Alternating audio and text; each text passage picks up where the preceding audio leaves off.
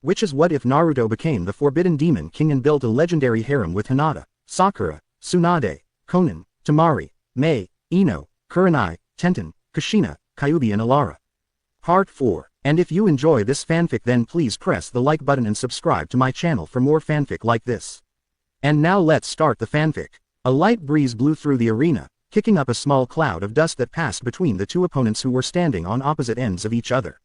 Naruto had a light smile as his face, his posture was somewhat slouched, and he looked for all the world like he wasn't about to face the kid who was last year's Rookie of the Year. Neji on the other hand was sneering. The long-haired Hyuga genin opened his mouth to speak. He had found out a long time ago that if you insulted people while remaining as cool and collected as possible, it made your opponents angry and unable to think clearly. And because all Hyuga were taught to read other people, and keep an impassive face at all times, his mocking was made even more effective. However, before he could even get a word out of his mouth, the Hyuga prodigy found a foot being smashed into his face, hard. It felt as if the entire right side of his face had caved in, and his jaw had cracked. There was a moment where his head was snapped to the side, right before he was sent flying backwards. So surprising and painful was this hit that he couldn't even flip himself around to land on his feet, and ended up eating dirt. Neji skidded back across the ground for several feet, leaving a decent-sized trench in his wake before skidding to a stop. For several seconds he just laid there, wondering what the hell had hit him. What he hadn't seen and the entire audience had, or to be more accurate, seen but couldn't keep track of was Naruto. The blonde had noticed Neji had been about to open his mouth, and already knew the overrated Hyuga boy had a propensity for flapping those gums of his. So he had decided to act before Neji could say anything, making liberal use of Shundo to appear in front of the long-haired genin and plant a boot in his face. The speed technique wasn't as effective as it usually was. Naruto figured it was about 4 times slower than his normal Shundo. Not that he hadn't expected something like that. Naruto was not using his Yuki, as that was poisonous to any human that was not a Jinchuriki, and he didn't want to kill the prick, just make him suffer, and even they would have trouble with his Yuki. Instead he was using his human chakra, which while much stronger than any genin and on par with a cage, was nowhere near as vast as his Yuki. I can't use too many of those, he decided as he checked his chakra stores. That one move had used 1/4 of his reserves. That was the sole reason only high A or S class demons could use Shundo, because it required vast reserves of power that most demons simply didn't have. I'll rely on my normal techniques from now on. Still, I'm rather pleased how this match has started out. Not wanting to lose his advantage, Naruto blurred as he ran towards the just now getting up Neji. The older genin saw him coming, and if the slow widening of his eyes and the dilation of his pupils were any indication, he was rather surprised by the blonde's speed. Neji was only just able to block the blonde's first attack, a palm thrust to the chest. He used the fluid style of the Hyuga clan, the Jiyuken, to redirect the attack. At the same time he poured chakra into Naruto's arm, knowing that even if it wouldn't be as effective since he had yet to get the chance to turn on his Byakugan, it would still hurt the blonde attacking him. However, once more to Neji's shock, it seemed as if Naruto was completely unaffected by the invading chakra. The blonde merely twisted his body and launched a reverse heel kick, one which Neji dodged effectively by moving to the side. As the blonde continued to attack, Neji continued to block. Even without his eyes he could see the boy's movements, even if just barely. Little did the Hyuga prodigy know that all of Naruto's attacks were merely a distraction. The blonde Uzumaki's true plan came to the front when several hands sprung from the ground and grabbed onto Neji's feet and legs. Said boy looked down in shock. What? He didn't have a chance to say any more than that as Naruto grabbed the boy by the head and launched a devastating attack with his knee into the boy's face. The clones disappeared and once again the Hyuga prodigy was sent flying. Up in the stands everyone was staring in utter shock as Uzumaki Naruto, the dead last of his class and who many people thought of as either the loser, or the demon, depending on their prejudice against him, beat the kid being hailed as the greatest prodigy to a bloody pulp. Holy shit, Katetsu said, his voice denoting just how shocked he was, if the currently gaping Jahi had didn't. Uzumaki is pounding the Hyuga into the ground. Really, I hadn't noticed, replied Izumo in a dry tone. Though from the way his wide eyes never left the battle, it was clear he was just as surprised as his partner. I think we may have to reevaluate our opinion of the kid, he's nothing like I expected. Kami, he's brutal. Oh man, this is gonna ruin me, Katetsu whined. I out nearly 1,000 Ryu on the Hyuga to win. That should just teach you not to gamble, said Izumo in a chiding tone. Katetsu just slumped in his seat. Whatever. Every single Hyuga in attendance winced as they watched their prized shinobi receive an earth-shattering punch to the stomach that sent him flying backwards, where he crashed into the wall and left a large crater. Neji Oni-san is getting really beaten, said a small little Hyuga girl. Hanabi was the little sister of Hinata. She had dark brown hair with long bangs, and white eyes, a common trait shared by all Byakugan users. She was wearing an armless blue versus neck shirt with a mesh blouse underneath and blue shorts. I was told no one could beat a Hyuga in taijutsu. Isn't our Jiyukin supposed to be the best? Father. She looked up at her father, Hyuga Hiyashi, who was the current clan head of the Hyuga clan. He had long dark brown hair and featureless white eyes like all members of his clan. He was wearing very traditional, loose-fitting robes with a cloak. The man didn't even look at his youngest child as he stared in shock at seeing the son of his brother and the best Hyuga in generations get decimated. Can't do much when you can't even activate those white eyes of yours, can you? Taunted Naruto as he launched a barrage of fists. Neji, who grimaced as he did his best to block them. Several managed to get through, and each one made Neji feel like he was being hit with a steel bar. Even those that barely touched him hurt worse than anything. Not even Lee could hit as hard as the blonde before him could. Neji was once again launched away when Naruto managed to sneak a foot in between his ribs. The long-haired Hyuga winced as he skidded back, falling to his knees the moment he stopped. Neji managed to lift a hand to wipe off the blood that had accumulated near his mouth, spitting the amount that was in his mouth out as he glared fiercely at the boy in front of him. Everyone knows the Byakugan is the most powerful dojutsu in the world. You're just afraid to face off against me at my full power. Naruto chuckled. Is that your way of trying to trick me into letting me use your eyes? He grinned and cocked his head to the side. Still, I don't want anyone saying I didn't fight you at your best. Very well, I'll let you use those eyes of yours, and I'll even going one step above. Here, catch. Neji blinked as his hand instinctively caught the tiny object that Naruto had thrown at him. What is this? He asked, looking at the small green bean in his hand. It's called a senzu bean, Naruto said. They have amazing regenerative abilities, by using your chakra to promote healing. Eating a senzu bean can heal even people who are on the verge of death. They are very rare. In fact, I only know one place that grows them. And it's not in the human world, the blonde said to himself. Senzu beans were actually grown in Makai, and were a secret of the Kitsune clan. Kyuubi had told him that she had created the senzu bean by splicing several different plants and herbs she had found in both Makai and the human world. And only she knew how to make them. How do I know it's not poisoned? Asked Neji with a sneer. Ha ha ha, are you serious? Asked Naruto, laughing the boy's comment off. I don't need to poison you to beat you, I've been kicking you for the past few minutes just fine without help. Of course, you can just toss it if you want. Though if you're going to do that I would rather you give it back. Those things are pretty rare after all. Neji grimaced as he realized that Naruto was right. Much as he didn't want to admit it, the blonde was beating him handily. He placed the bean in his mouth and swallowed. The effects were almost instantaneous. All of his wounds regenerated in an instant, his broken bones healed, his cuts left his body, all in all it felt as if he had not just had his kicked. However, rather than be grateful, Neji gave Naruto an unpleasant grin. You're going to regret healing me. Now that I'm at full strength you stand no chance. It seems fate is on my side. Hey, you think so? Alright Hyuga Neji, let's see if you can beat me. Naruto reached up to his face and pulled off his sunglasses, crushing them in his hand before he let them drop. The grin he was wearing threatened to split his face in half. Let's test your dojutsu against mine. All around the stadium people were talking about the eyes of Uzumaki Naruto. Not many people knew of the Rinnegan, the most powerful dojutsu, great three-eye techniques in the world and the one that was said to hold mastery over all the world's jutsu. Some wondered if this was some kind of trick of the demon. After all, there was no way the Kyuubi brat could have a dojutsu. Was there? For those who were in the know however, and knew the legend of those eyes, stunned would be too small a word to describe what they were feeling. Many couldn't help but wonder, how did Uzumaki Naruto, the dead last, the loser, the demon of Konoha, gain the most powerful of all 3 days in dojutsu? None were more stunned than Jiraiya, who had hidden himself in the very back row of the stadium to see his godson. I can't believe it, he muttered with a voice that would have let anyone near him know that he was in a state of shock. Twice in a lifetime, it shouldn't be possible. How could he have the Rinnegan? Likewise, up in the cage booth, Sarutobi was in a similar state. The Rinnegan, he breathed, feeling like he had just gone through 3 heart attacks. When did he get that? How did he get it? The disguised Orochimaru was also having a hard time coming to grips with what he was seeing. How is this possible? He has the Rinnegan, the same eyes as the Raikudo Sennin, who was said to have given us jutsu. The same eyes as him. He cursed his stupidity in writing the boy off now. The Sharingan was a pittance compared to the power of the Rinnegan, the ability to master all 5 chakra elements. With that power there was no telling what he could accomplish. I can still get him if I play my cards right. It may not be now, but those eyes will be mine after the Chunin exams. Asuma, are those what I think they are?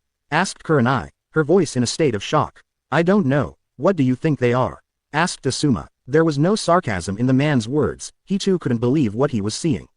The Rinnegan. Yep, looks like it. I don't get it, said Sakura. Who cares if Naruto Baka has that Rinne thingy? It's nothing compared to Sasuke-kun's Sharingan. And yet again the little slag opens that big flap of her before she knows what she's talking about, said Anko.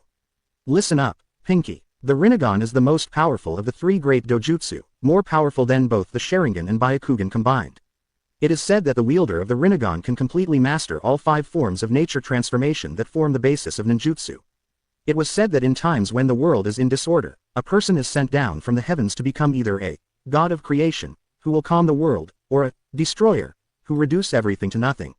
Very little else is known about those eyes, but the legend goes that the man who gave us chakra, the man who due to his power and desire for peace was known as the Kono Yo no Kyushishu, the savior of the world.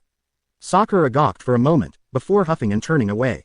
Sasuke-kun's still better. Anko, Asum and Kurenai all rolled their eyes at the girl, no longer caring if they got to her or now. As far as they were concerned, Sakura was a lost cause.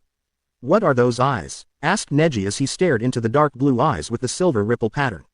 They're called the Rinnegan, a dojutsu that was said to have belonged to the Raikudo Sennin, the man who brought us ninjutsu, Naruto said, smirking at the look of shock upon his opponent's features. Now, I didn't heal you just so you could gawk at me. Come, Naruto lifted his hand and made a get over here gesture. Neji hesitated for a moment before charging towards Naruto, who stood completely still. When Neji was less than a foot away, Naruto pointed his palm towards the boy and muttered, Shinra Tensei. The Hyuga genius only had enough time to see the flare of chakra before he was sent flying backwards.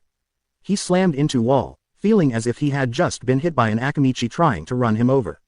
He barely had time to even register just how much pain he was in before he heard the blonde mutter, Bansho Tenon, heavenly attraction of all creation, and Neji was once again flying. This time he came soaring towards Naruto as if someone had hooked his chest with a fishing line and was reeling him in. Naruto cocked his fist back, and the moment Neji came within range, smashed it right into the older Genin's gut. Neji hacked up blood as his stomach caved in on itself. He flew off the fist, smashing into the ground and skidding along before coming to a stop. He would have tried to get up, but it felt like all of his internals had been liquidized. He couldn't anything save the pain he received from the punch. As his vision began fading out, Naruto came into view. Huh, the blonde said, that smirk still on his face. Looks like having your dojutsu turned on didn't change a single thing, did it? Those were the last words Neji heard before darkness claimed him. Naruto yawned as the fight finished. He couldn't help but find fighting humans to be boring, even those Saint Beast guys gave him a better fight, and they were pathetic. Well, except for Suzaku, he was pretty decent, though half of that was on account of Naruto being arrogant. Oh well, can't pick all your fights. He looked over at the proctor who was currently gaping at him, face pale like he had seen a ghost. Yo, Proctor-san, how about calling the match? Genma blinked several times as the words registered. Right. Shusa, Uzumaki Naruto. The silence was so vast it was like you could hear a pin drop. Everyone was so shocked by what had transpired that no one even knew what to think. Naruto shrugged as no one clapped. He didn't rightly care what these people thought. Hundreds of years from now, he would barely even remember these faces. He was beginning to walk off the arena floor when it started, clapping coming from the cage booth. Soon enough the fire daimyo, who had come to view the village's talent, began clapping as well. Applause began coming in from other areas. Naruto could make out Asuma, Kurenai and Anko clapping enthusiastically, with Anko even yelling, "Way to go Gaki!" at the top of her lungs. He thought it was odd that she was so psyched about him winning, but shrugged it off as irrelevant. Smiling, Naruto held a hand in the air. The crowd began to roar its approval. Truthfully, their applause didn't mean much to him. Only the approval of the few people he cared about in this village really counted. Still, he couldn't deny the feeling was nice. He looked up at the cage booth and looked at the Sandame, who was clapping and smiling proudly at him. He nodded once before turning around and making his way up to the fighter's booth. As soon as Naruto walked into the fighter's booth, any and all conversation that had been taking place stopped. Everyone turned to stare at him, expressions ranging from shock to fearful. He couldn't hold in a chuckle when he noticed that no one could meet his gaze. Even Gaara was unable to keep his stare. He walked over to where Shino was standing and greeted the other genin with a nod. Shino returned the nod with one of his own before going back to staring at nothing. Neji lost. Tenten couldn't help but rub her eyes several times, thinking it would fix her vision, because there was no way this could have happened. Neji lost. Neji never lost. Ever since they had been genin, Neji had never lost a match, never lost his cool. Neji, never, lost. I can't believe Neji lost. What's more, he did not only lose, but he lost to the dead last. An extremely powerful dead last who just beat Neji in an almost straight-up taijutsu match. A dead last who, if the mutterings around her were to be believed, held the most powerful dojutsu in the entire world. A dead last who in the span of 1 week went from a skinny loser with a loud mouth, to a hunk with muscles on his muscles and a typical bad boy attitude to boot. Just who are Uzumaki Naruto? Oh man, Raikage-sama is not going to like hearing about this. Hearing about what? That one of the Hyuga he's so set on getting just got his kicked. Or that Konoha now has a person wielding the single most powerful dojutsu to have ever existed. Both. Well, there's not much we can do. We'll just inform Raikage-sama of this latest development and let him figure out what to do. Right, ha, Anko crowd as she danced around in her seat. It was rather disturbing, or highly erotic, depending on which gender you asked, to see the woman squirming and dancing in her seat. Did you see that, Nai-chan? Did you? I knew that Gaki was going places after I saw him during the prelims.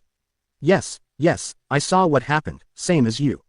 Kurenai rolled her eyes at her friend's joy. I'm not sure what you're getting so worked up over, you look like someone just gave you Orochimaru's head on a silver platter. The red-eyed beauty was the only person besides the Hokage who could even mention the hubby's Sanin around Anko without getting her head bitten off. Yeah, I just feel this connection with the kid, Anko said, calming down. We're the same, him and I, you know. I do. If anyone could understand how Anko felt, it would be Naruto, who was even more hated than Konoha's snake mistress. You know, I was thinking, seeing as he did such a good job, maybe I should give him a reward. Anko. Kurenai looked scandalized as Anko licked her lips. She knew her friend was just joking, or at least partially joking. It would surprise most people who didn't know, but Anko was a virgin. Another surprise would be that Kurenai, who most considered to be colder than ice towards men and a hater of perverts, wasn't. What? Said Anko, grinning as she noticed the blushes on the faces of damn near every girl within hearing distance. The little Hyuga girl had already passed out from a nosebleed. You can't tell me you weren't thinking of him as well. I mean, look at the Gaki. He's got muscles on his muscles, and you know what the Anbu have said about his stamina. Kurenai blushed a deep shade of red. Naruto's stamina was rather legendary, able to keep the Anbu chasing him after a prank for hours on end. No one knew the true limits of the blonde's stamina. If that same endurance could be applied into the bedroom. Damn it, Anko, Kurenai shouted, shaking her head. Why do you do this to me? You said something very similar about the Yondaime when he was still around too. And besides, Naruto's what? 12, 13, he's way too young for us to even be thinking about. The red-eyed woman trailed off and blushed at what she had been about to say. Ah, don't be such a prude, Nai-chan. Anko chirped with a laugh. He's a shinobi, isn't he? That means he is more or less an adult. Old enough to kill, old enough to drink, old enough to. Besides, look at that body. Does that look like a 13-year-old body to you? Asuma listened to the two women talking and sighed. Maybe Shikamaru was onto something when he said women are troublesome. Unfortunately for him, his words must have been too loud, as both Anko and Kurenai stopped talking and turned to him with full-on glares and killing intent. Damn, I should learn to keep my mouth shut. Will Uchiha Sasuke and Sabaku no Gaara get down here for the next match? Called Genma after the nurses had managed to get Hyuga Neji on a stretcher and left. Genma actually felt pretty bad for the kid. While getting pulverized like that would be tough for anyone to cope with, getting the crap beaten out of you with thousands of people watching was just humiliating. A few feet away, Sabaku no Gaara appeared in a swirl of sand, arms crossed in his standard pose. His face held a look of impatience about it, though even that was barely visible to others due to how impassive his face was. The crowd began to grow restless when Sasuke had yet to show up. Many were wondering where the last loyal Uchiha was.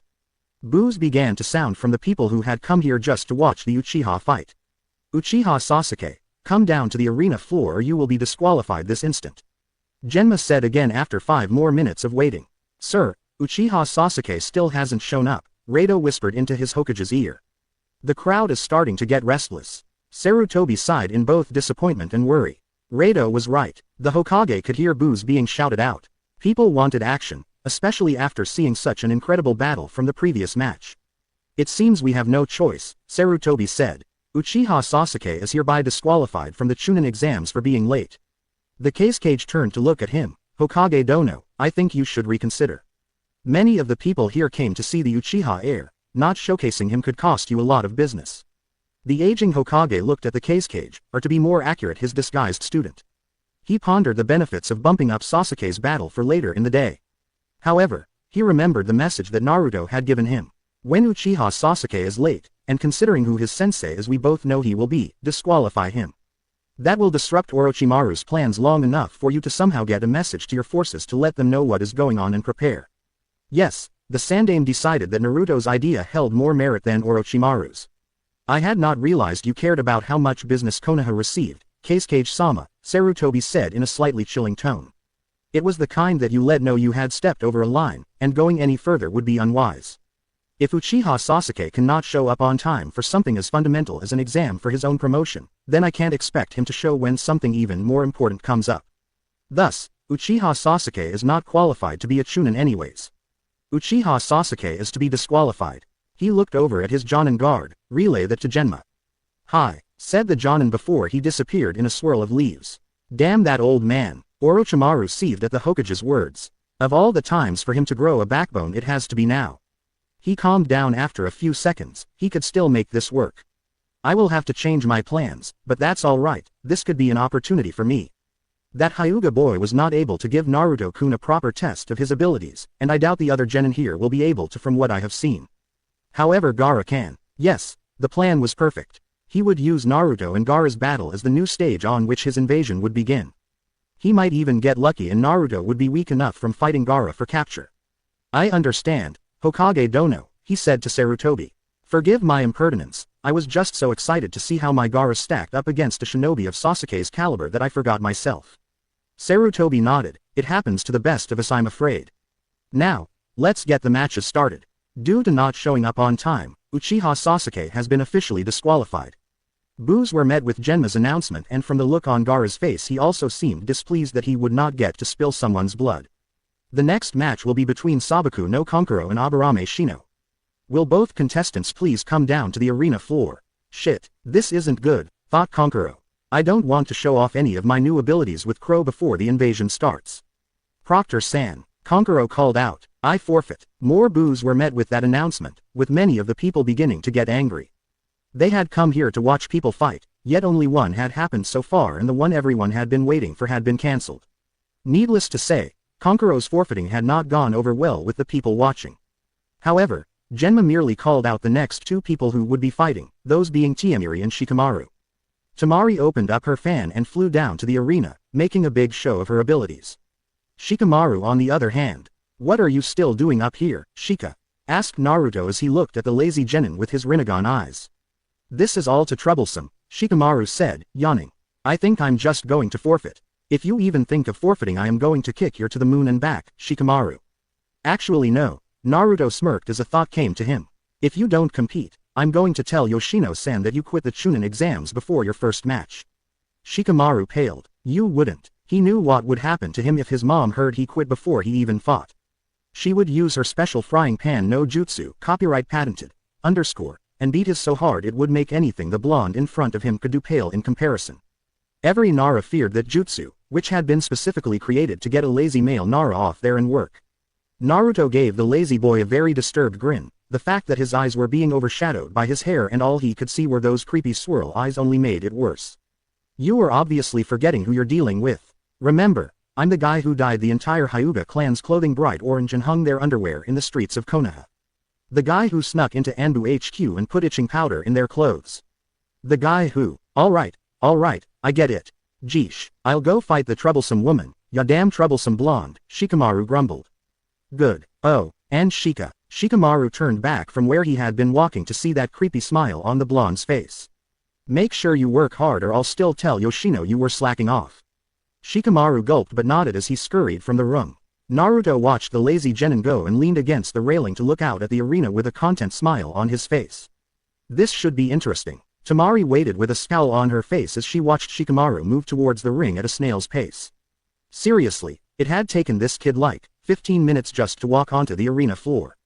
Get your over here before I beat the crap out of you with my fan, lazy bones.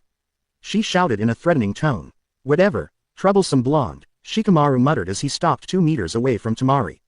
It was hard to tell since his typical slouched posture and lazy expression hadn't left him, but the few who knew Shikamaru could tell he would rather be anywhere than where he was. Are both fighters ready? Asked Genma. His answer was for Temari to fully unsheath her fan and for Shikamaru to just let out a lazy yawn. His sweat dropped. Right, well, Hajime. Kameidachi number jutsu, sickle weasel technique. Temari launched her jutsu the very moment Genma started the match. She swiped her fan at the Nara Genin and launched a powerful gale of cutting winds. The wind tore up the land as it headed for Shikamaru, smashing into him and sending him flying backwards. Only for him to disappear in a puff of smoke and a log to take his place. Where are you? Shouted Temari as she looked around the clearing with narrowed eyes. Come out or I'll force you out. Man, this is so troublesome, thought Shikamaru as he crouched down behind a thicket of trees. He looked up at the clouds that were lazily passing by and sighed. Man, sometimes I wish I was a cloud. Just floating along, going wherever the breeze takes me. That's my style. I just don't like putting effort into doing anything troublesome. The only reason I became a ninja was to do whatever I wanted. Gah, who knew this would be so much work? Maybe he should just quit the Chunin exams now. That would show everyone, it's not like he cared what these people thought. All I ever wanted in life was to marry a regular girl who isn't too ugly and not too pretty. Have 2 children, first a girl, then a boy. Retire after my daughter is married and my son becomes a successful ninja, and spend the rest of my life playing shogi or go. Then die of old age before my wife.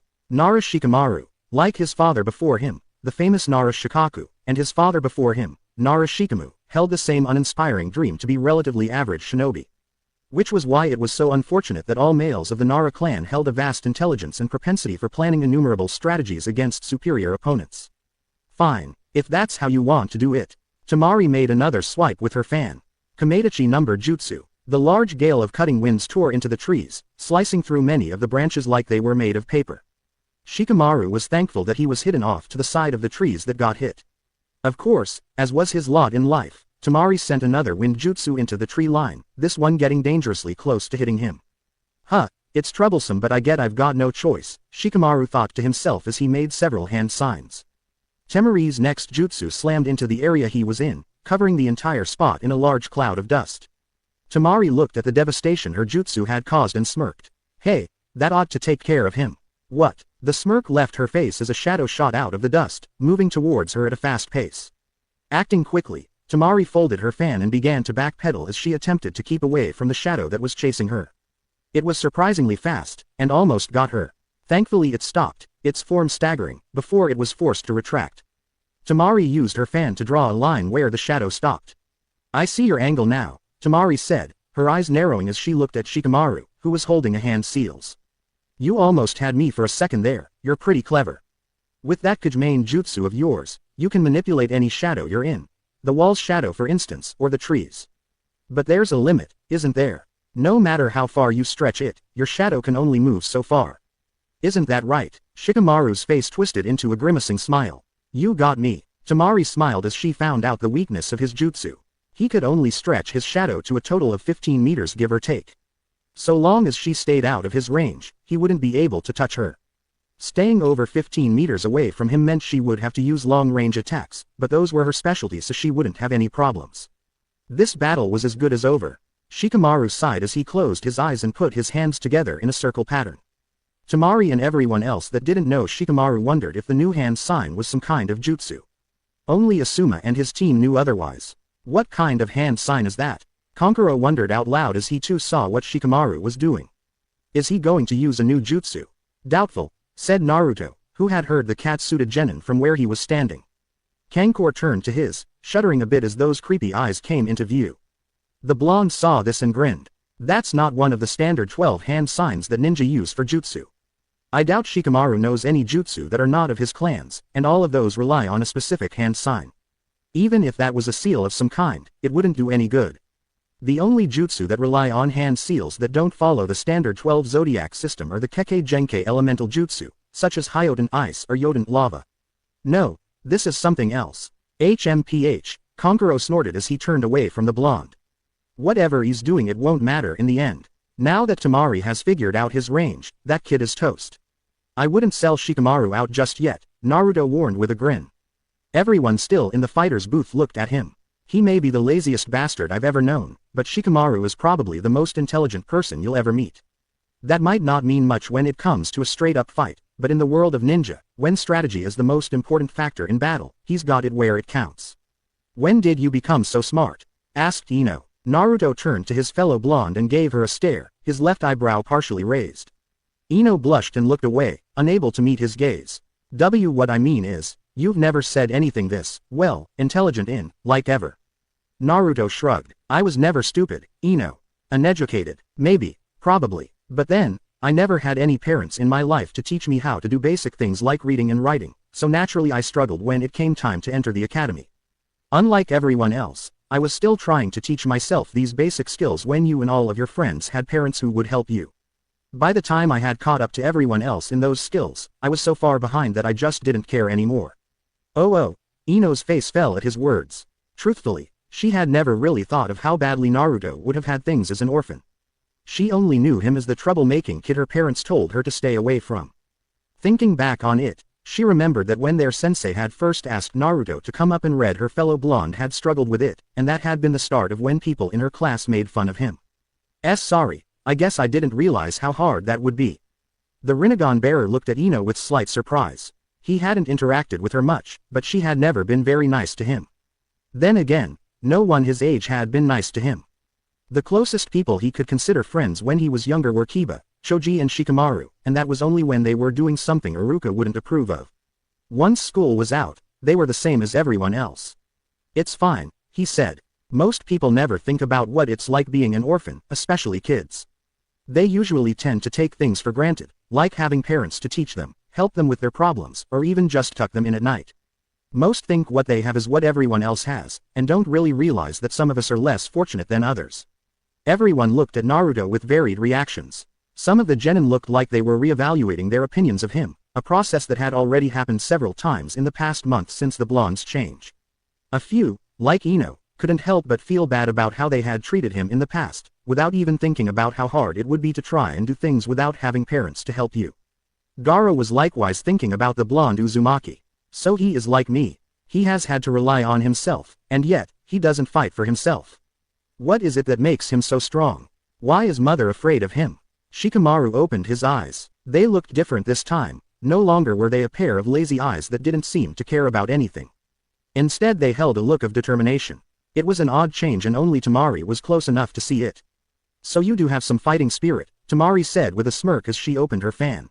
I was beginning to wonder. And now that you seem to be taking this seriously, I think it's time we get the fun started. Kamedachi no Jutsu. The blonde Suna Kunoichi launched another fierce gale of cutting winds at Shikamaru, who was forced to cover his eyes as the jutsu came at him. He pulled a kunai out of his pouch and quickly ran towards another tree. Temari scowled. Hiding isn't going to do you any good. Shikamaru grit his teeth as the wind howled around him. Gashes appeared on the trees and several branches were sliced off, with a few of the smaller ones hitting him in the face. Acting as quickly as he could, he began taking off his jacket, leaving him in just his mesh shirt. The windstorm soon died down and Shikamaru got ready to make his first move. Come on out, coward, Temari said as she threw another Kamedachi no Jutsu at the tree line. Troublesome woman, Shikamaru thought to himself as he tossed a kunai through the dust cloud. What? Temari's eyes widened as she saw the kunai sail towards her. She jumped out of the way, not wanting to use a jutsu on a single kunai. Before she could even begin thinking she was in the clear, however, another kunai came at her, this one having been hidden in the shadows of the first. Like the previous one, Temari dodged this one too, moving to the side and letting it sail past her. She looked back towards where she knew Shikamaru to be hiding and saw his shadow coming towards her. She smirked, thinking she was safe because she had already gotten his range down and was still behind the line. Only the shadow moved past the line. Temari's eyes widened as she jumped back, the shadow stopped. She looked over at Shikamaru who was smirking at her. You know, you're pretty quick on your toes, he commented idly. Now I get it. You weren't hiding, you were biding your time. The longer the shadows on the more range you have on your jutsu. She figured that was the correct answer because Shikamaru just smirked at her. This meant there was a new variable to Shikamaru's reach. The longer this went on the more reach he would have. She would have to end this quickly or he may end up being capable of reaching her anywhere. A sudden shout of, Temari above you, caused her to look up. There was something floating in the air. What is that? As it came closer she realized it was Shikamaru's jacket. Her eyes widened as it cast a shadow on the ground, right over her opponent's. Crap, she shouted as she jumped back. Just in time Shikamaru's shadow began to expand and chase her again. It stopped at about a meter. Tamari realized she would have to end this soon and was just about to launch another wind jutsu when she heard something. A sizzling sound coming from behind her. Turning her head, her eyes widened as she saw the kunai she had let pass her directly behind her, a small explosive note attached to it and currently sizzling. Reacting on pure instinct, she jumped back just as the note sizzled out. Yet it didn't explode. What? She questioned, right before she felt her body freeze. Moving her eyes down, as it was the only part of her body she could move at the moment, she saw that Shikamaru's shadow had caught her. They roved back over to the kunai with the explosive note, which still had not gone on. I see. The explosive note was a dud. You threw that first one, knowing I wouldn't waste chakra on a single kunai. I would let it stop in front of me, but you kept one hidden in the shadows, making it so that I would instinctively dodge it. After that you used your jacket to extend the range of your jutsu, all the while bringing me closer to the kunai I dodged. When I heard the sizzling sound, I would think it was a real explosive note, and would be forced to jump back. Right into your shadow. Yep, you definitely catch on quick, Shikamaru said with a lazy grin. And now this is checkmate. He began to walk to the center of the arena, forcing Tamari to follow his movements. The two stopped in the middle of the ring, Tamari struggling to move every step of the way. Shikamaru raised his right arm into the air, forcing her to do the same. Everyone held their breath, the tension was so thick you could cut it with a kunai. The entire crowd was now watching in anticipation, wondering what Shikamaru's next move would be. Okay, I forfeit. A mass round of face faults accompanied Shikamaru's announcement. What? Stammered Tamari, her eyes wide and a look of shock evident on her features. I'm almost out of chakra, Shikamaru explained. This technique will only last 15 more seconds before I run out, then I'd have no chakra left to fight with. I don't know about you, but I don't really feel like going up against guys like Naruto and your younger brother when I don't have any chakra to use. As he finished speaking, the shadow that had Tamari obeying his every will withdrew from her shadow. See, Shusa, Sabak no Tamari. There was no clapping as Shikamaru began walking towards the arena exit, leaving a stunned Tamari behind. The lazy genin looked up at Naruto, who was staring back at him with those new eyes of his. Truth be told, I still have around half my chakra left. But if what Naruto said is true, then I'm going to need it for later. Flashback. Hey Shikamaru, Shino, mind if I speak with you two for a moment? Shikamaru looked over at Naruto for a moment before shrugging. As he and Shino made their way over, Ino made a bid to follow them. Sorry Ino, Naruto said, however, this is a guys meeting only. What do you mean a guys meeting? Ino said with a loud huff. Why can't I listen to what you have to say as well? Oh, do you want me to tell you about how I think Tamari should fight topless?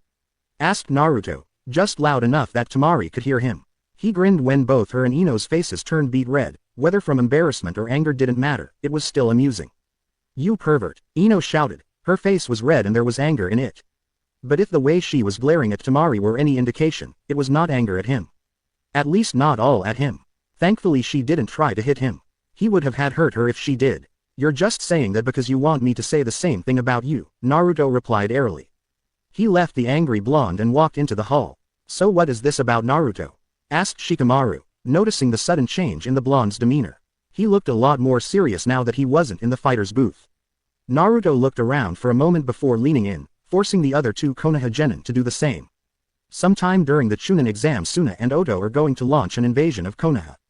Shikamaru's eyes went wide, and though no one could see Shino's features, a buzzing sound could be heard coming from his Kikai bugs. I want you two to be careful not to expend too much chakra in these fights. You're going to need it when all is said and done. How do you know this? Asked Shikamaru, his tone no longer lazy. While he may not like having to work, he knew that there was a time to be lazy and a time to work. Let's just say on my way back to Konoha during the 1-month training period, I ended up running into some foreign ninja where they shouldn't be. It was an evasive answer but Shikamaru and Shino both understood the gist of what he was saying. Would this be the same month where you got those new eyes? Asked Shikamaru. Naruto chuckled. Sure, let's go with that. Anyways, you should be getting ready for your match Shino. You know Konkuro is a puppet user, but he also uses poisons. So be careful. I appreciate the advice, Shino said with a nod. Try not to kill. I'm hoping to convince Suna to side with us since Orochimaru killed their cage. But wait, said Shikamaru, if Orochimaru killed the cage then who? The lazy Nara's eyes widened and Naruto nodded. Yes, Orochimaru is the one currently sitting next to the Hokage. Not a pleasant thought. Anyways, I want you to be prepared to do your part. As Naruto began walking back into the fighter's booth, Shino began moving down to the arena, and Shikamaru followed the blonde demon shinobi, his mind a whirlwind of activity. When had Naruto gotten so serious? How had he gotten that information on Oto's and Suna's invasion? That wasn't like the old Naruto, nothing at all like the goofball he knew. This new Naruto was something else. Something troublesome. Proctor-san, I forfeit. Shikamaru looked at Kankuro when the Suna genin spoke. Why would he forfeit, especially when he had been so keen on bragging about making Chunin during the prelims? Unless there really was an invasion about to happen, which meant Shikamaru would need to keep on his toes. What are you still doing up here, Shika? Flashback end. Naruto sighed as he watched Ino get pulverized by Temari, who fought her as Shikamaru had forfeit the match. The match hadn't lasted more than maybe 4 or 5 seconds at most. Nearly the moment Genma had begun the match, Ino had been blasted into a wall by Temari's Kameidachi no Jutsu. Not that all of it could be blamed on Ino, Temari had looked pretty steamed before the match began. No doubt she was upset about more or less losing to Shikamaru. After all, she may have technically won, but it was only due to the laziness on Shikamaru's part than any ability or skill on hers. Still, the fact that Ino had lost so quickly did not reflect well on her abilities or those of her teacher. Honestly, I don't know what we're going to do with these girls. Sakura and Ino are so pathetic. It's like they never even took the time to really train themselves. That is what happens when one spends so much time staring at their crush and not training, Shino said, pushing his glasses up on his nose so that they flashed in the sunlight. I hear ya, Shino, Naruto said with a heavy sigh. Man, I wish our kunoichi were like Temari, strong and hot. Not little twig girls who believe dieting is the best way to lose weight. Honestly, it was something he didn't understand. Ino and Sakura, along with all the girls in his class, spent their time doing one of two things. Staring at Sasuke, or dreaming of having said Uchiha's babies. They never trained, never put any effort into getting strong or being a good ninja, believing their knight in brooding armor would come and rescue them. He couldn't figure out how the girls in his class, especially when the ones that did pass were all said to be exceptionally bright, could ever think like that after having seen how Sasuke acted. Naruto liked putting fangirls into two categories. One type was at the very least useful, either because they went the only way that gave them any respect and trained like crazy to gain enough skill so that they could impress their crush. Or they had useful connections, which had their own benefits though not as much as those with skill. The other type, seemingly the one Ino and Sakura belonged to, were completely and utterly useless. They spent more time stalking their crush than they spent on their training, would spend their money on makeup hair care products instead of ninja supplies and weapons, gave their looks more attention than their muscles, used perfume instead of scent killers, and did the worst possible thing a ninja could do, diet. Any idiot knew that you lost weight from training, and that even gave the advantage of gaining muscles and strength. Honestly, the only real use those girls had as ninja were cannon fodder, and since there were laws that prevented them being used as such, they shouldn't even be allowed to graduate the academy. Maybe it was thanks to Kyuubi giving him this new perspective, or perhaps he had always had it, but Naruto could never comprehend why women liked to simulate interrogation by starvation. Like they thought not eating would actually help their figure. And once they started starving themselves, they would give anyone who was actually smart enough to exercise and was not afraid to eat a healthy meal in their presence hateful and malicious glares. Even a simply bandit with no knowledge on chakra could defeat, and it wasn't surprising that they were extremely popular amongst rapists since they had good looks, little bark and no bite. And no matter how many times you told them, how many points people made about how unhealthy and dangerous it was, they never changed, believing their knight in shining armor would come and rescue them. Having spent months with Sakura and having already been in several dangerous, life and death situations, Naruto knew it to be true as she still hadn't even made an attempt at getting stronger. It was the most frustrating thing in existence, and personally, Naruto couldn't wait to get off of Team 7 so he wouldn't have to deal with her crap. Will Uzumaki Naruto and Sabaku no Gaara please come down to the arena? Naruto smirked as he heard his name called. He looked over at Gaara and grinned. Are you ready, little Tanuki? He asked, getting 3 shocked looks from the Suna genin. Well, Kankuro and Temari looked shocked. Gaara's face was mostly impassive, but the blonde saw a hint of apprehension. He chuckled. No doubt they were wondering how he knew of the redhead's host. He absently wondered if Shikaku knew he was the descendant of Raizen. And if so, had it told Gaara? Not that it mattered to Naruto whether or not Shukaku knew of his relation to the most powerful demon to have ever graced Makai. It wouldn't change the end results of this match. He jumped out of the fighter's booth, landing on the ground with a dull thud. He walked over to the middle of the arena, where Gaara appeared in a swirl of sand a few seconds later. Are both contestants ready? Asked Genma. He received no answer, but then he hadn't expected one from this battle. Gaara never really seemed to talk much anyway, and Naruto was being exceptionally quiet. Then Haji, a swirl of leaves picked up between the two soon-to-be combatants. Hatake Kakashi and Uchiha Sasuke appeared within its center. Sasuke had changed his look. Instead of the blue outfit, he was now clad in a black pair of pants and shirt, with white bandages along his arms. He had elbow pads on and black shinobi sandals. He and Kakashi stood back to back in what Naruto figured the pair felt was a cool opening pose. He snorted, maybe if they had been on time. "I'm sorry, are we late?" asked Kakashi, rubbing the back of his head as he gave everyone an eye smile. As a matter of fact, Kakashi, you are. So late in fact that Sasuke's match was over 2 hours ago. Because he couldn't show up on time he was disqualified, Genma said, much to the shock of Kakashi and the anger of Sasuke. "What do you mean I'm disqualified?" asked Sasuke, flaring his Sharingan at the proctor as if it would somehow convince the man he should be allowed to fight. Meanwhile Kakashi was looking at Genma in shock. He had been positive that Sasuke would still be allowed to compete. After all, many of the people who came here had done so simply to see his prized student fight in this tournament. Genma rolled his eyes. If this kid thought he was going to bend to his will just because he brought out a pair of jutsu-thieving monkey marbles, then he had another thing coming. You had your chance to fight, and you blew it by showing up late. If we can't even expect you to show up on time for your own match, then you don't deserve to be Chunin anyways. Now step aside, I've got a match to run. It was then Kakashi and Sasuke saw the competitors. "How dare you steal my match?" Sasuke said, glaring at Naruto, who just sighed at the raven-haired kid's anger. It wasn't his fault the Uchiha had decided not to show up on time.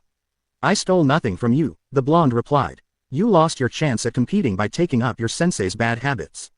Perhaps you should remember this and use it as a reminder of why it's important to be on time." Then again, you were probably too busy licking Kakashi's to even know what time it was. "I'll teach you not to insult your betters, Dobi."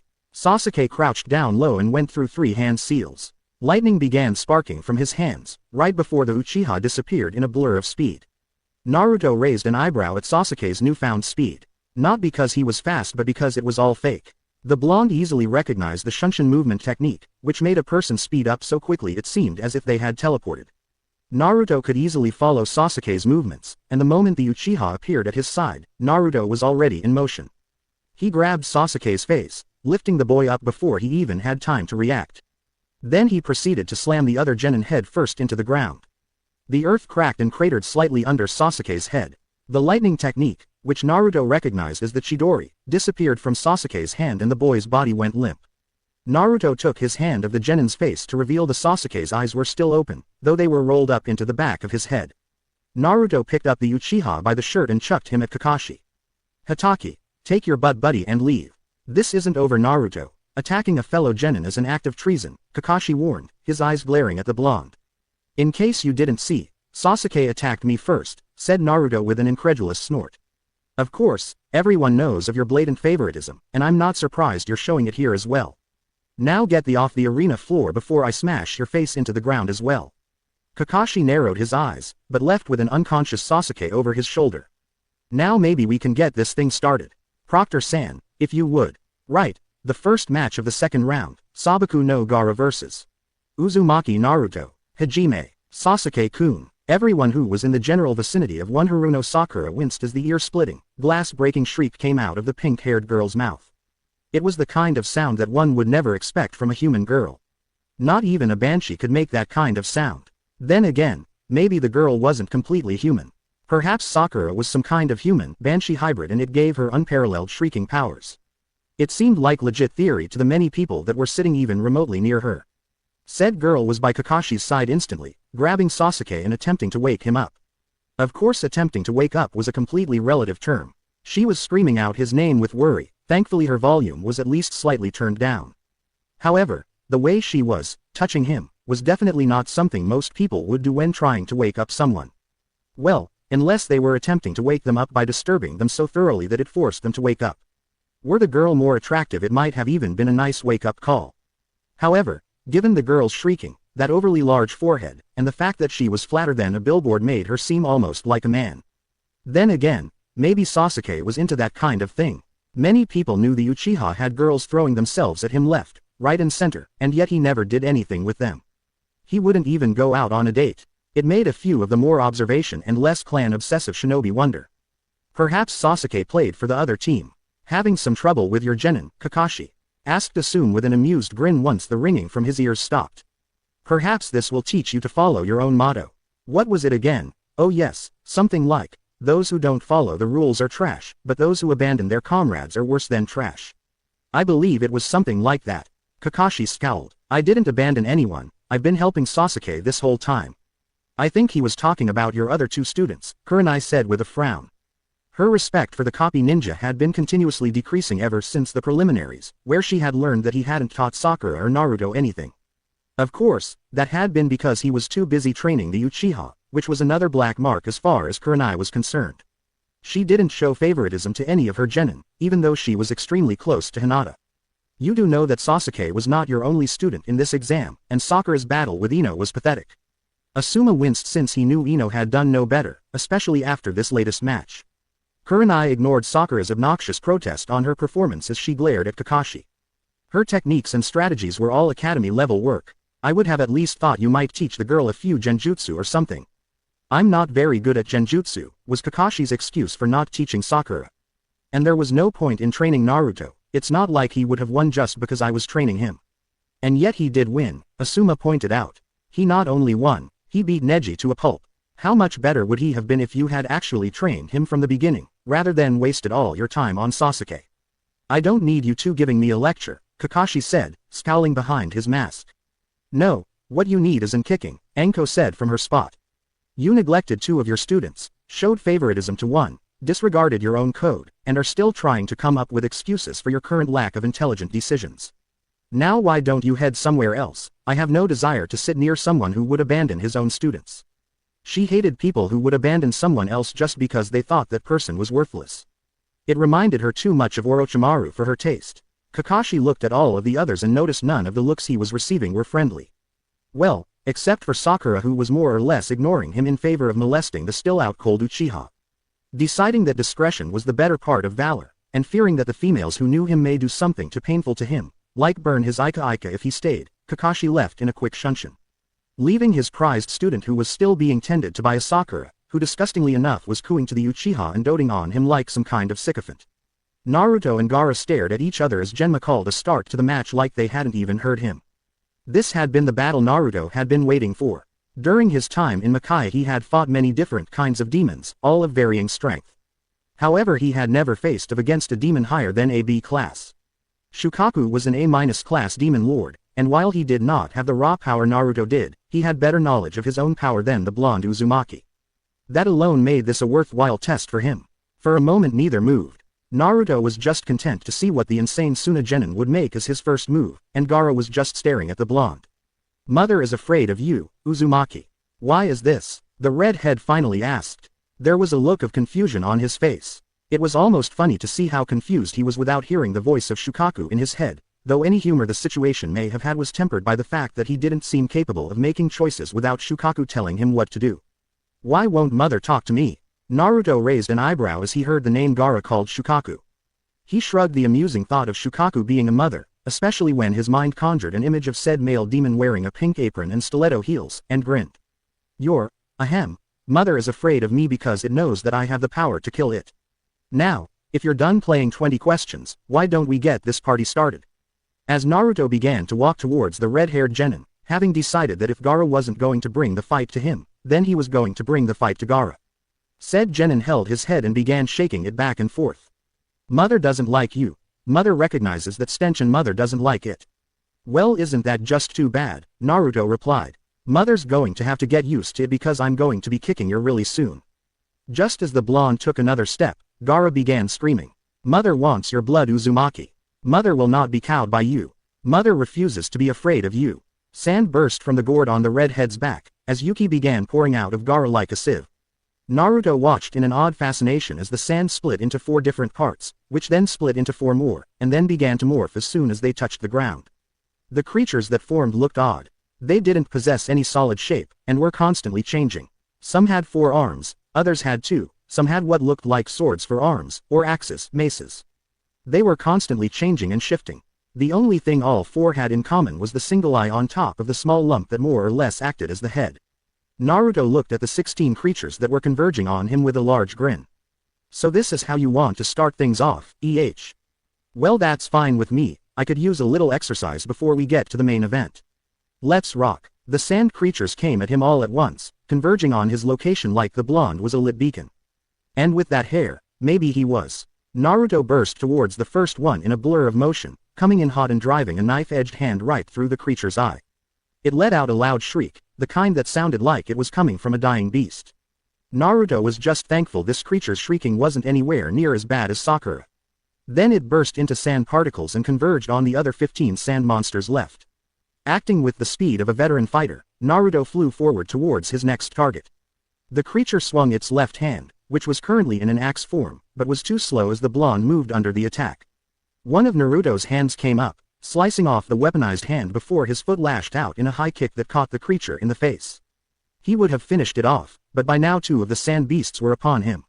Naruto ducked under a sword swing that was meant to decapitate him, jumped back from a kick from what looked like a hammer foot, then jumped to the left in time to miss the mace bearing down on his position. The mace weapon hit the ground with earth-shattering force, and Naruto decided to lash out with his own attack. He channeled Yuki into his foot, deciding that since he was facing a demon, or a boy possessed by a demon, turnabout would be fair play. His foot began to take on a red hue as it lit up like a fire, blazing red energy poured off the foot as smashed it into the mace. The mace blew up in an explosion of sand, along with the rest of the creature who could not withstand the Yuki Naruto had unleashed. A smirk came to Naruto's face as he set his target on another creature. Hinata cried out in pain as she shut off her Byakugan as soon as Naruto began pouring on the power. Hinata-chan. What's wrong, Hinata-chan? Cried Kiba as Hinata rubbed her eyes furiously.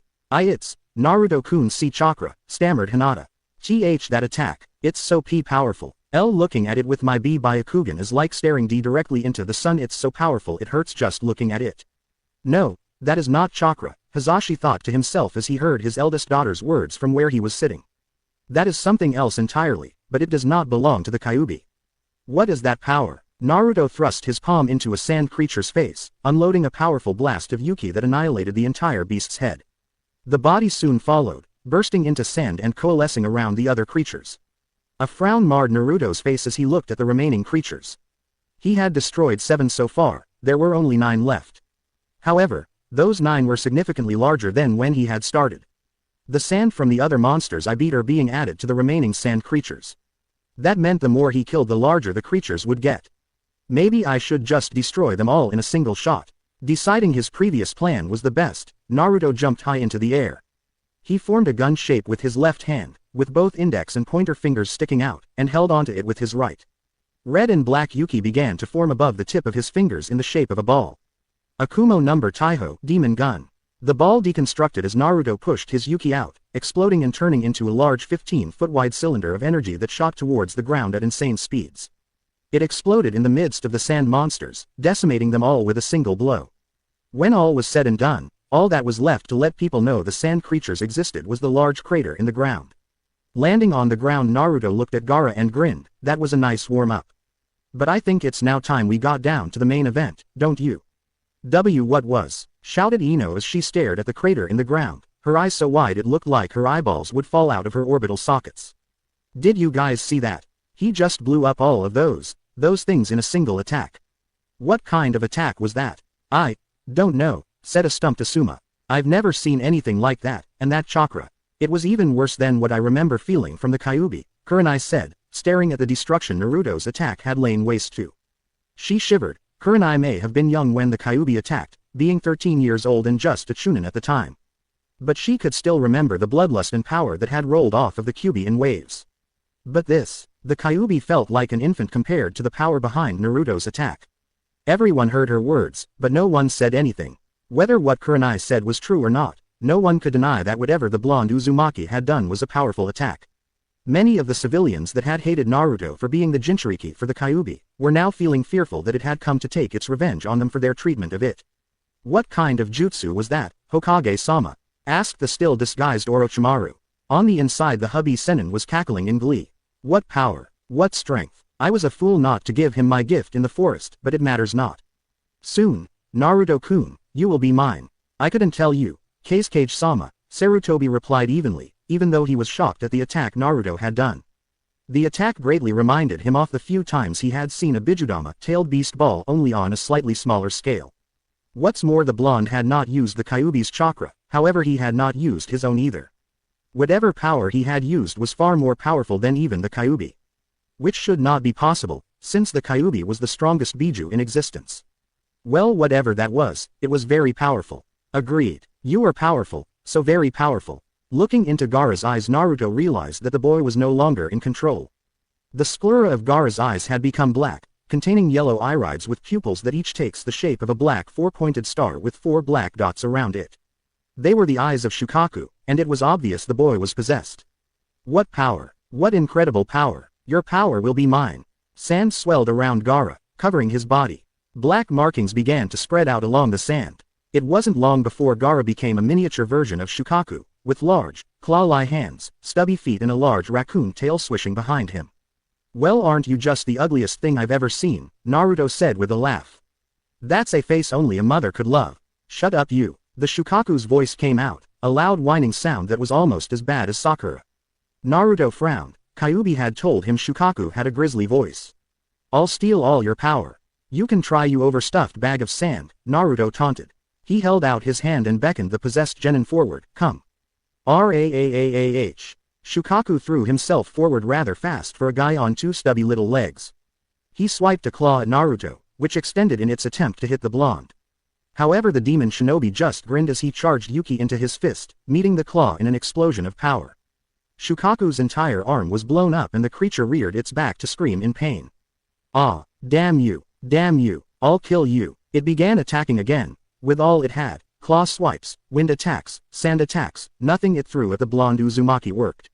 Naruto wove around the claw swipes, occasionally using a knife-edged hand to cut off the claw's fingers.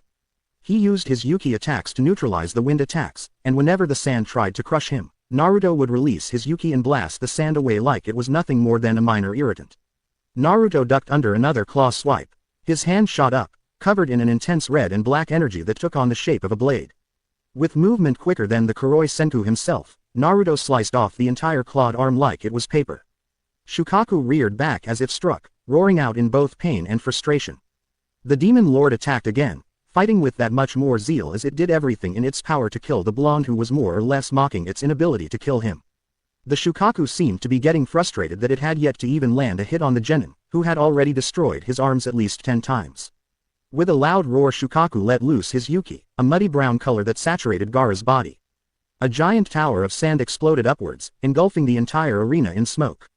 As quickly as it had come, the smoke was blown away by a powerful gust of wind. Many of the spectators reeled back in shock and horror at the sight that greeted them. In the center of the arena, standing at least a good 30 meters in height, stood the terror of Tsunade, the Ikibi no Shukaku. Oh, this is so not good, Asuma said with a groan. Releasing his Biju here. Is he insane? Asked Kurenai with a shout. We need to do something before Naruto gets killed. Now hold up, Nai-chan, said Enko before Kurenai whirled on her. Hold up, Naruto is not facing off against some insane ninja. He's fighting a Biju. There is no way a genin, no matter how good, can fight that thing. And you can? Asked Enko, looking at her with an incredulous look. None of us have the power to fight a Biju. Besides, look down at the Gaki, he's completely calm. Kurenai frowned but did as told. Enko was right, Naruto did look rather calm. To be honest, if he was showing any emotion at all, Kurenai had to say it was excitement. There was a large grin on his face as he eyed the giant demon. It looked like he was enjoying the battle more than anything else. I still don't like it, Kurenai said. You don't have to like it, Enko returned. Hell, I don't like it, but there is nothing we can do. Fighting a Biju would crush us. Besides, we've seen what the kid can do. If anyone can defeat that thing, it's him. Well, this is more like it. I was beginning to get bored of fighting the mini-you, Naruto commented lightly. His eyes took on a red glow, which when combined with his Rinnegan made for a freaky affect. It's time for me to really let loose. You think you've won? I'll kill you. Fuuton. Renkuudan. Wind release, wind bullet. As the giant bullet of wind sped towards Naruto, said blonde unleashed a large ball of Yuki, which he launched at the mass of displaced and compressed air. The two attacks struck, and Naruto's proved to be the stronger by a large margin. It struck the demon in the face, and Naruto decided he was lucky Gaara was no located near its head, since the red head would have been destroyed along with that particular appendage after the blast had struck. Naruto ran towards the giant demon lord, which began sending out sand tendrils to crush him once it regained its head. However, with Naruto having decided to use Yuki for this battle, he was able to use Shundo to great effect in dodging the sand that came his way. Get off! Get off! Shukaku shouted as Naruto appeared on the demon lord's head after one of his Shundos. Shukaku tried to wrap its sand around his ankles, but Naruto used his Yuki to keep himself from getting stuck. Grinning, Naruto placed his hands on the massive demon's head. They began to grow a dark red, and were soon crackling with power as Naruto channeled more and more Yuki into his hands. He soon released it in a powerful burst, and the effects were rather astonishing. Naruto's Yuki was not only very poisonous, but also had a similar effect to heating. Most of the reason his Yuki blasts disintegrated his opponents when used, was quite simply because his attacks usually ran upwards of 1000 degrees Fahrenheit. That meant anything his Yuki attacks hit, were more or less vaporized. It was a little different with Shukaku. Since the entire creature was made from Yuki-infused sand, the demon lord was much sturdier than most. This meant that its body did not dissolve when struck with a point-blank blast of Naruto's Yuki. Instead, Shukaku was turned into a large shard of glass. Ah, what art! Naruto sniffed as he looked down at his creation. Truly I should have gone into glass making. Sometimes I astound myself. I shall call it, Demon Lord a la Sand. Too bad I can't let this thing just stand here. Oh well. He tapped his foot on the now glassed Biju's head. Cracks started appearing around the spot Naruto tapped, spreading out in an ever-increasing web until the entire demon's body was filled with tiny cracks. Giving one more tap, the demon lord's form shattered. I don't believe it, Kankuro choked out as he stared at the glass shards that fell to the ground. He beat Gaara. Gaara, Temari cried out in worry. Ignoring her other brother's cry of, wait, she opened her fan and flew down to the arena floor. There she found Gaara, alive but unconscious. Her youngest brother was sitting on the floor, eyes rolled in the back of his head. And the blonde who had defeated him like he had been fighting Biju all his life had a hand on his head. What are you doing to him? Cried Temari. Let him go. He's already defeated. She would have just attacked him but Naruto had Gaara hostage. Relax, said Naruto in a calm voice, his eyes closed. I'm not going to hurt Gaara, but I need to see what is wrong with Shukaku. His words caused Temari to stop short. She tilted her head and a look of confusion crossed her face. What do you mean? A smile appeared on Naruto's face. Nothing. Don't worry your pretty little head over a thing. Now, let's see what's behind that cage. Temari heard the boy's last mutterings and wondered what he meant. What cage? Could it be possible that Naruto was inside of Gaara's seal? But how? Was it the Rinnegan? Temari could only stand there and watch, hoping and praying that her brother would be okay. Man, this place is even more of a dump than my own mind. Naruto said with a grumble as he looked around the redhead's mind. The entire place looked like a desert, everywhere he looked was sand, sand and more sand. Well, maybe it was a little better than the sewers his had been. Not that Naruto could access it anymore, since he no longer had a seal he couldn't actually enter his mind anymore. Oh well, there was nothing useful there for him anyways as far as he was concerned. Looking around, Naruto decided on a destination to head to. A place where he saw a giant cavern in a large wall. Naruto disappeared in a blur of speed and made it to the cage in record time. The cage was a lot like his, with large steel gray bars, and a seal in the center. However, he noticed that the seal was frayed and worn. It looked like someone had taken a fire jutsu to it. Inside of the cave was Shukaku, and yet, it wasn't. There was something that he couldn't see, yet he could feel.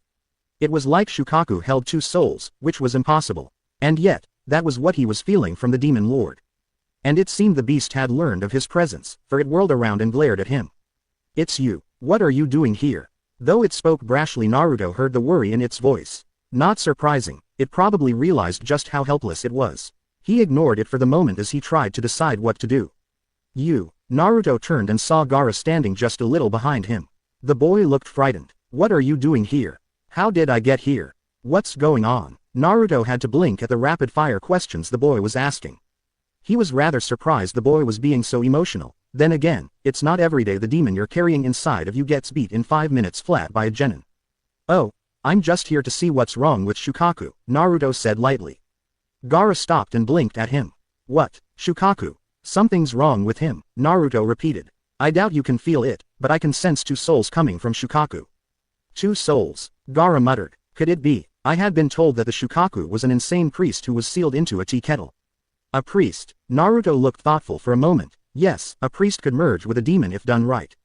Though they and the demon they merged with would lose their minds. It is a very foolish thing to do, especially attempting to merge with a demon lord.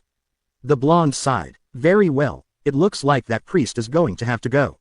What are you doing? Asked Gaara, who by now seemed to realize Naruto wasn't going to hurt him. Though he was curious as to why. I'm going to get rid of that priest, what else? Asked Naruto in a rhetorical fashion. Anyone stupid enough to try and merge with a demon is dangerous. Besides, that priest is the entire reason Shukaku is so insane. Once the priest is gone, Shukaku should become normal again, and you should be able to sleep. Gaara's eyes widened. Really? Really? Naruto walked up to the cage and glared at the giant sand demon. I'll kill you, it screeched at him. Naruto ignored its cries as he rushed through the cage. What are you? No. No. Stop this. I will not die. You can't. You can't. I can, and I will. Naruto shouted as his hand was plunged into Shukaku's head. With an upward yank, Naruto pulled out a ghastly, pale white soul. It wiggled and squirmed as if trying to break free. Shukaku quieted and began to sink down, as layers and layers of sand dissolved from its body. Naruto jumped back out of the cage and held the soul. Disgusting, he muttered before cocking his yuki-covered fist and plowing it into the soul. There was a piercing wail that emanated from the soul as it was destroyed. When the apparition was gone, the clearing was silent. There, Naruto said in a pleased voice. He was rather proud of himself. Naruto had only been getting the basics of his Rinnegan down, and only knew that he could theoretically drag a soul out of a body. He had never actually tried it before, but that he was capable of doing so on his first try made him feel very good about himself. He turned to the stunned-looking Gaara.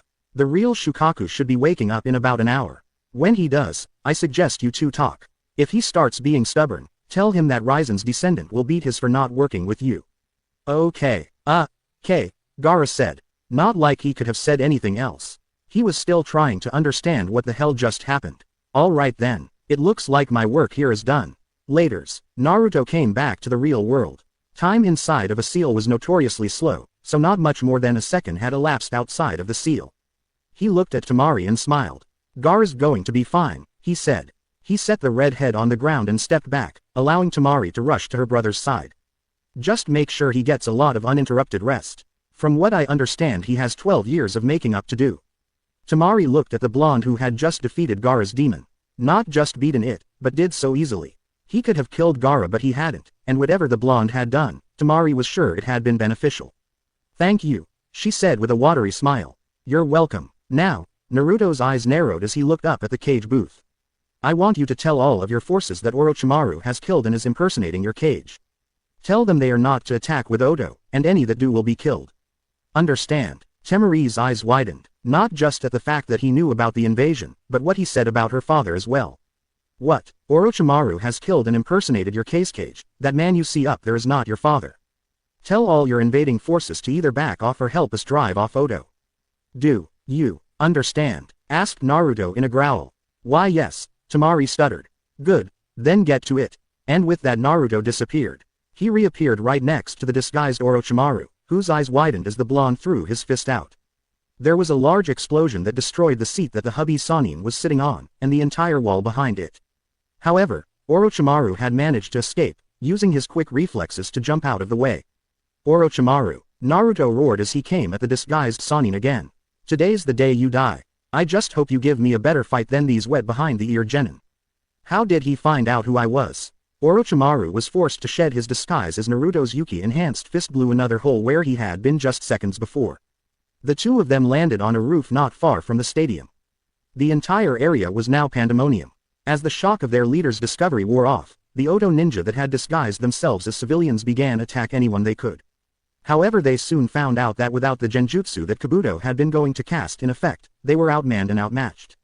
Maeda Guy, who had arrived a little while ago with his student Rock Lee, was a whirlwind force of destruction. He had already shed his weights, determining that in a battle for the safety of his village, he could not afford to hold back. He used his fists and feet to pound any ninja that was close to him into the ground, or the air, or through a wall. Every hit he sent broke bones and liquefied insides. Asuma had his trench knives out. They were covered in green wind chakra, and he was using them to their greatest potential as he sliced through Odo ninja in his way.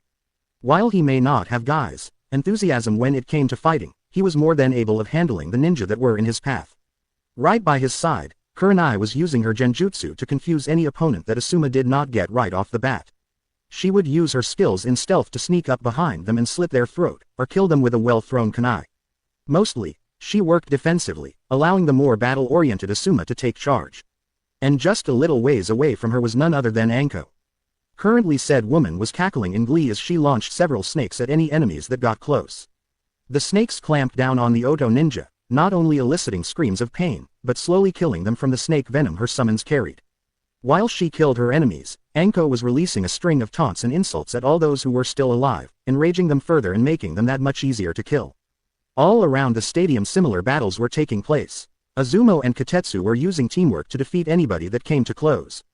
Genma was attacking several Oto ninja that appeared on the arena floor. Huddled together were the Konoha 12, those who had not sent to the infirmary.